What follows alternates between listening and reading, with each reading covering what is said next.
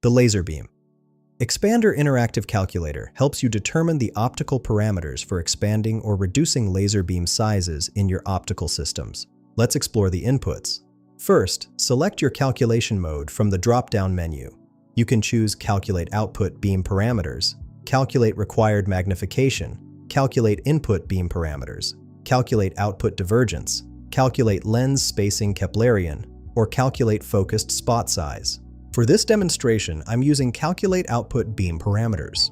Now enter your parameters. Magnification M, input beam diameter din in millimeters, input divergence thin in milliradians, output beam diameter DOUT in millimeters, output divergence THOUT in milliradians, wavelength L in nanometers, input lens, focal length f1 in millimeters, output lens, focal length f2 in millimeters, and focusing lens, focal length f in millimeters. Here's a worked example. I'll input 10 for all fields, magnification 10, input beam diameter 10 millimeters, input divergence 10 milliradians, and so on.